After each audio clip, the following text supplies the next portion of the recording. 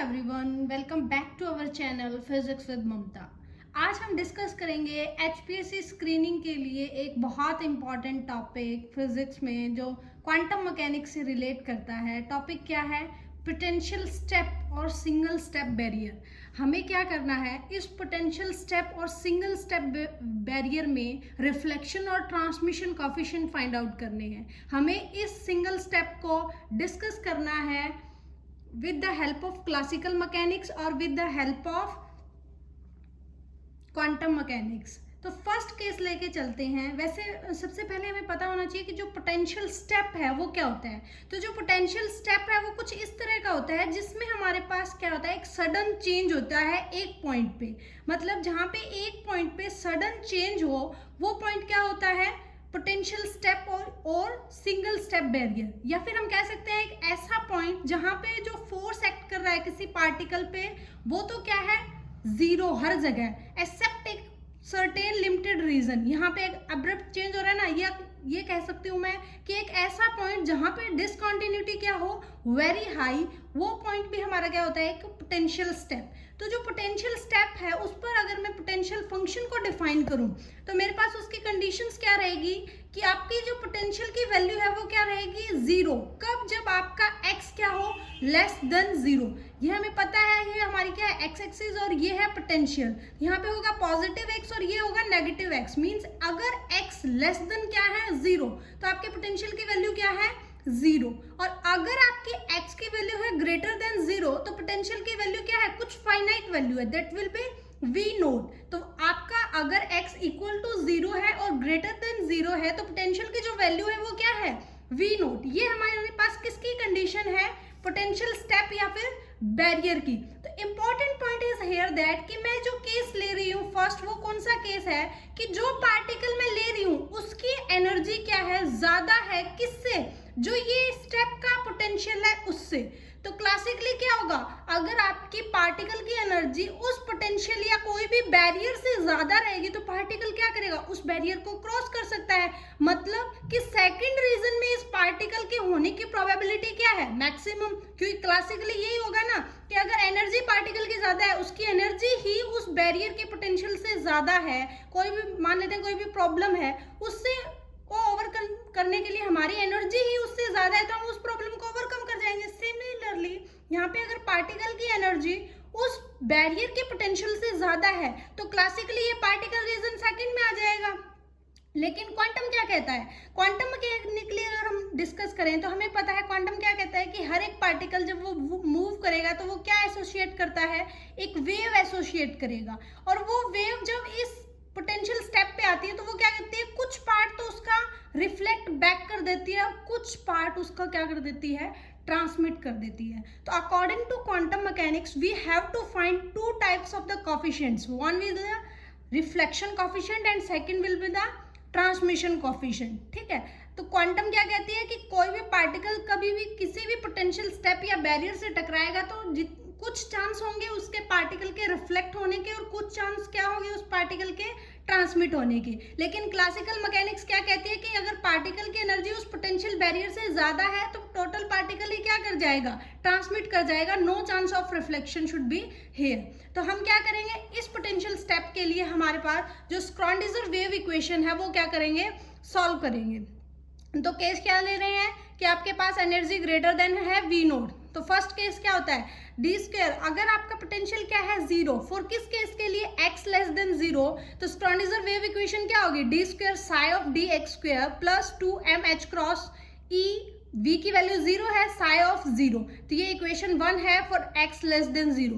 For x greater than zero second आपके पास जो energy की वैल्यू रहेगी, स्क्रॉडिंजर वेव इक्वेशन रहेगी, ये time independent Schrödinger wave equation हम सॉल्व कर रहे हैं, that should be equal to d square psi of D x square plus 2m by h cross e minus v naught. v naught is what, v naught is the potential of the step या फिर barrier into psi equal to zero. तो यहाँ पे हम coefficients constant मान लेते हैं। k1 हमारे पास क्या है, वेव वेक्टर कोफिशिएंट जो should be equal to, for first equation √2me by h cross, तो फर्स्ट इक्वेशन क्या बन जाएगी, D square psi D x square plus k 1 square psi equal to 0। और ये एक ऐसी इक्वेशन है, ये second order homogeneous differential equation है। जब इसका सोल्यूशन हम लिखेंगे तो सोल्यूशन क्या होगा, psi should be equal to a of e power iota k1x plus b of e power minus iota k1x। k1 is the wave propagation vector. आप बोल सकते हो कि जिस वेव प्रोपगेशन वेक्टर से जो आपकी वेव है वो मूव कर रही है।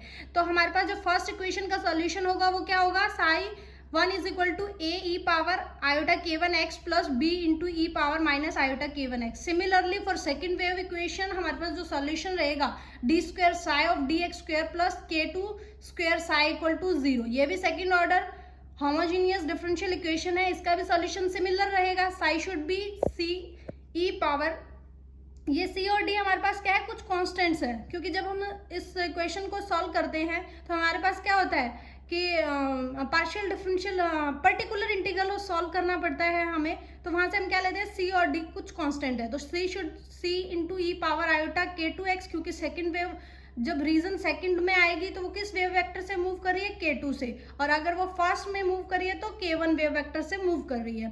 तो ये क्या होगा, C E power iota k2x plus D E power minus iota k2x। तो देखो फर्स्ट जो वेव इक्वेशन है अकॉर्डिंग टू क्वांटम मैकेनिक्स हमारे पास क्या है, ये अगर कोई भी वेव है वो पॉजिटिव एक्स डायरेक्शन में मूव कर रही है तो ये उसका क्या होगा, रिफ्लेक्टेड पार्ट। तो ये आपके पास क्या होगी, जो भी वेव है वो इंसिडेंट वेव, और ये क्या होगी, reflected wave. This should be incident wave और this should be reflected wave coefficient जो आपके वैल्यू है वो।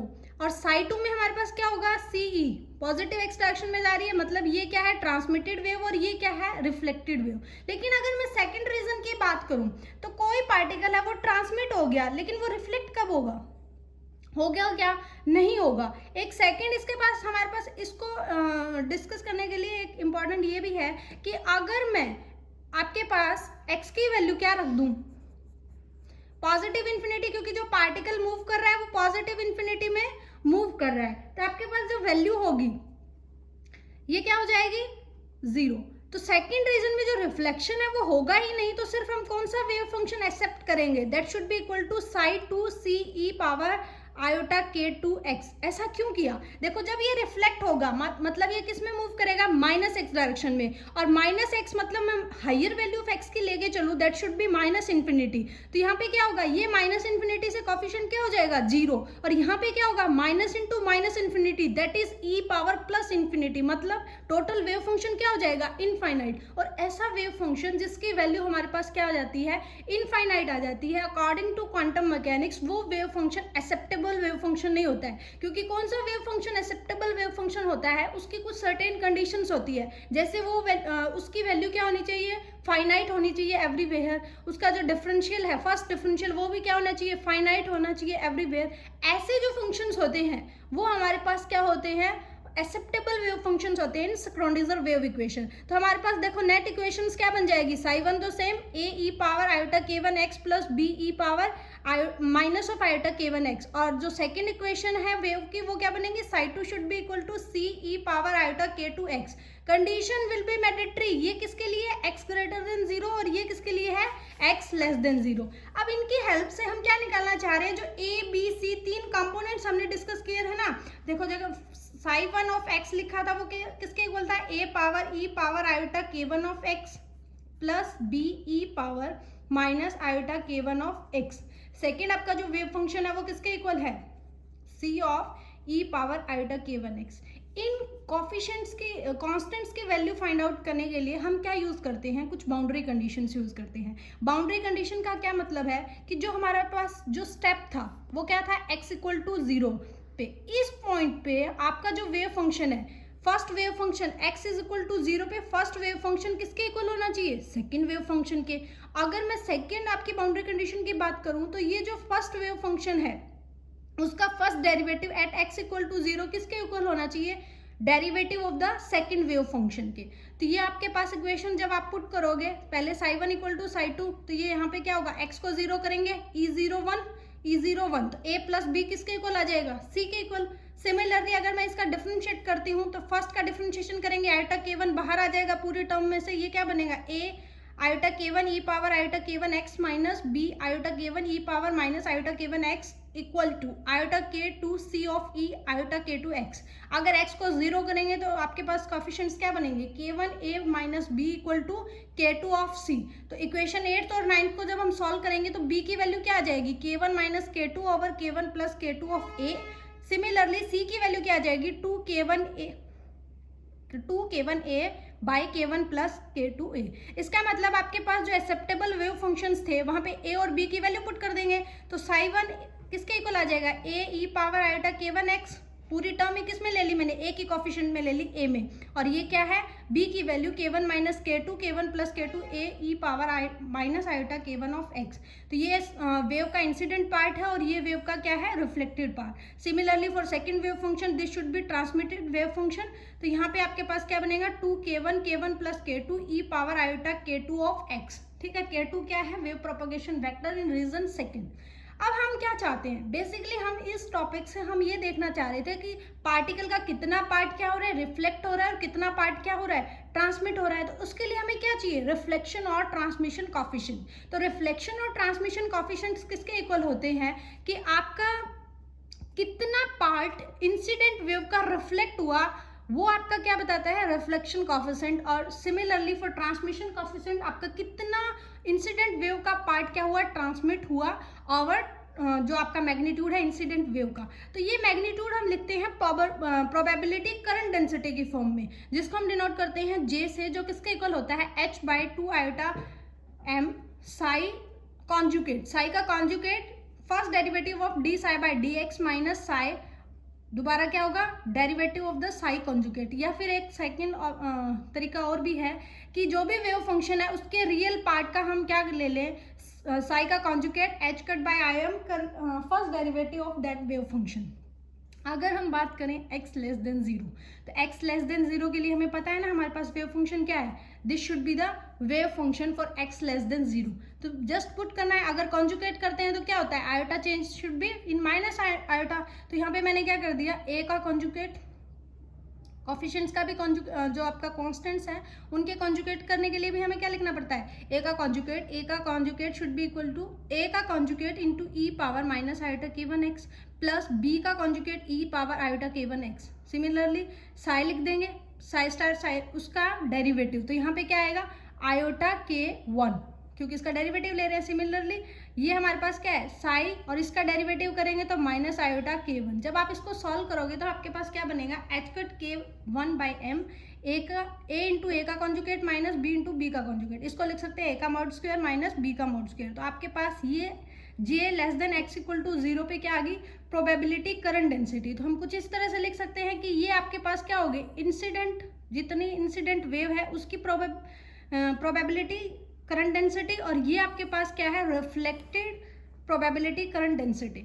जितना पार्ट इसका रिफ्लेक्ट हो रहा है, इतना पार्ट रिफ्लेक्ट हो रहा है, इतना पार्ट इंसिडेंट हो रहा है। किस केस में, जब आपकी वैल्यू क्या है, x लेस देन 0। सिमिलरली अगर मैं बात करूं x ग्रेटर देन 0, तो सिमिलरली सेम फॉर्मूला यूज करेंगे। अब की बार जो वेव फंक्शन होगा वो कौन सा होगा, psi 2 is equal to C E power iota k2 of x। तो ये हमारे पास क्या होगा, रियल पार्ट से कर सकते हैं तो डायरेक्ट क्या आएगा, h cut k2 by M C का मोड स्क्वायर, और ये किसका प्रोबेबिलिटी करंट डेंसिटी है, ट्रांसमिटेड वेव की। तो पुट कर देंगे वैल्यू। अगर रिफ्लेक्शन कोफिशिएंट निकालना है तो कितना probability, magnitude of the probability current density reflected part over probability current density of incident part. तो h cut k1 by M B का mod square by h cut k1 a का mod square. तो reflection coefficient आ जाएगा k1 minus k2 का mod square over k1 plus k2 का mod square. Similarly for transmission it should be, solve कर लेंगे, j transmitted over j incident, तो value आ जाएगी 4k1 k2 by k1 plus k2 का square. अगर मैं इन दोनों का स्क्वायर करके सम करूं तो किसका इक्वल आता है, 1। तो इसका मतलब क्या है कि जो आपका टोटल रिफ्लेक्शन प्लस ट्रांसमिशन होगा वो किसके इक्वल होगा, 1 के इक्वल होगा।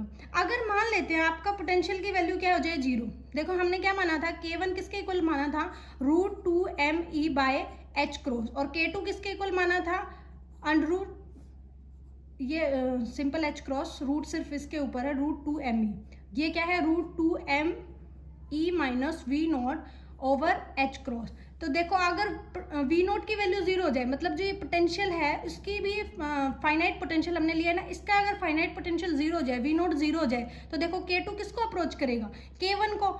K1 अगर K2 को अप्रोच कर गया, इसका मतलब क्या है कि वहां पे कोई बैरियर ही नहीं है, क्योंकि बैरियर की तो पोटेंशियल थी वो वी नोट, इसका मतलब वहां पे कोई भी बैरियर नहीं है। और अगर मैं कह दूं कि बैरियर की वैल्यू क्या है, फाइनाइट है, इसका मतलब आपका K2 क्या है, लेस देन हो जाएगा K1 से, तो जो रिफ्लेक्टेड पार्ट है वो पॉजिटिव होगा लेकिन लेस देन 1।